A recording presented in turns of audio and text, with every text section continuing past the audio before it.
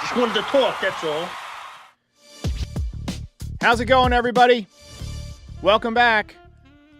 So we have our first trade of the year for the Yankees of the trade deadline season, and they are getting Ryan McMahon, third baseman of the Colorado Rockies. Now, this is somebody that Yankees fans have talked about for a long time. I'm going to pull up his StatCast visuals for you here momentarily, but he's not going to wow you with the traditional statistics.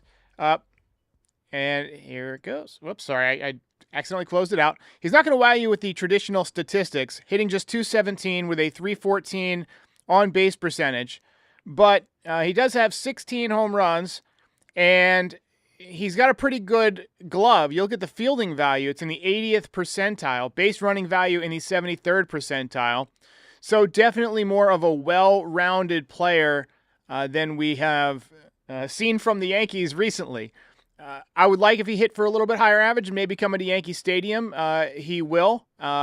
Just being energized and being on a better team. We have seen that happen with guys before. Also in this deal going to the Rockies, Griffin Herring of the Hudson Valley Renegades, 7-3 with a 1.71 ERA, 22 years old. He's a sixth-round pick out of Louisiana State. You see more than a strikeout per inning, 102 strikeouts in 89 and a third innings, 1.03 whip in 16 starts. And also going to the Rockies, Josh Gras.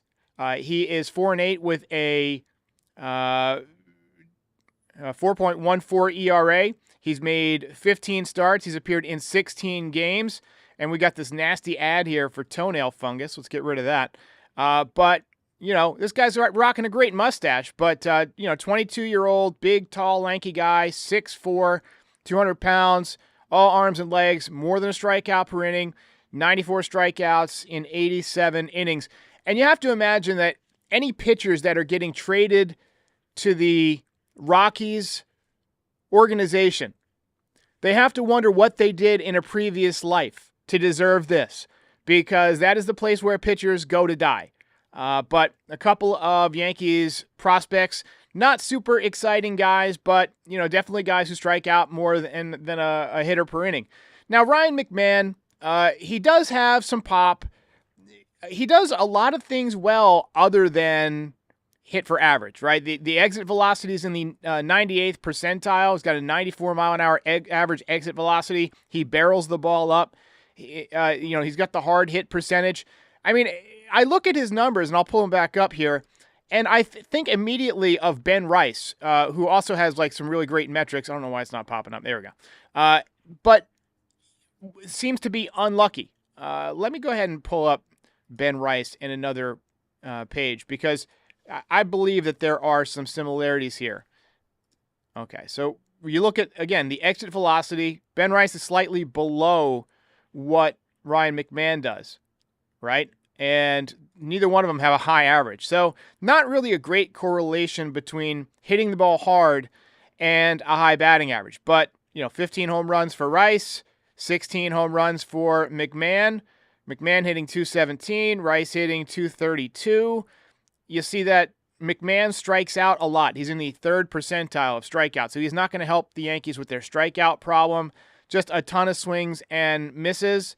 And, he's got pretty good bat speed. It just doesn't square the ball up that much, although he does hit it on the barrel a lot. The range at third base is really good, 91st percentile. The arm strength is slightly above average. Sprint speed, he's not super fast, bottom third of the league. So, that's where we're at. Sir Brooks says, LOL, we just traded for a .217 hitter. Gonna fit right in. Gonna fit right in. But, he does have some decent metrics. I'm not super excited about this move, but I like him better than Eugenio Suarez, or Eugenio Suarez. Sorry, I always say his name wrong, but Eugenio Suarez is a guy who can't play D, and right now the Yankees need defense for sure. I mean, they're scoring runs a lot, but they're just not picking the ball up. They're not making the plays. McMahon will help with that.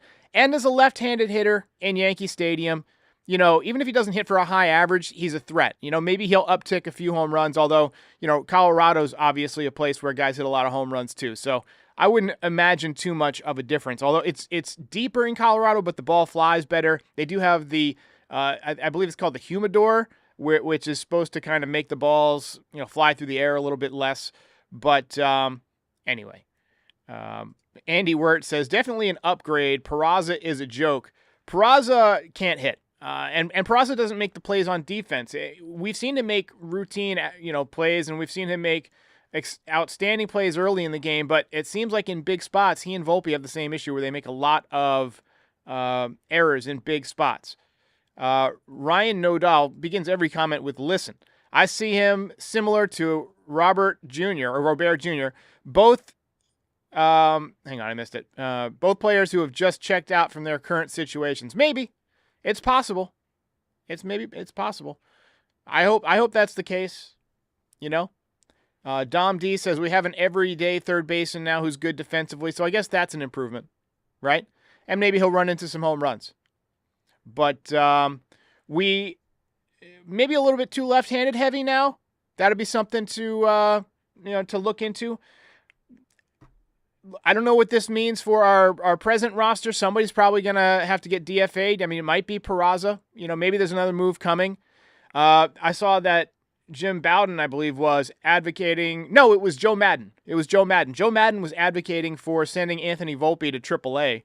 I don't think that'll happen. By the way, you guys going to give him a standing ovation tonight? Kind of get him going, give him the Trey Turner treatment? Would love to see that. But anyway, McMahon, welcome to the Yankees. Let's hope that you can routinely field ground balls and throw it to the first baseman and occasionally hit the ball out of the ballpark. But Andy Batista wants to know if there's another trade coming, maybe a trade, maybe just a minor roster move. We'll see. But Vivas could be sent down. Vivas could be DFA'd. You're going to have to make room on the 40-man, I believe. So this will be an interesting move. But, hey, welcome to the organization. And we'll be back tonight. I got Terrence Kemp on the show tonight again. Yankees versus Phillies. I believe it's on Apple TV. And so after the game is over, we'll talk about any other moves that have happened. We'll find out when he's going to be in the lineup for the Yankees. But welcome to the Yankees, Ryan McMahon. I'll see you next time.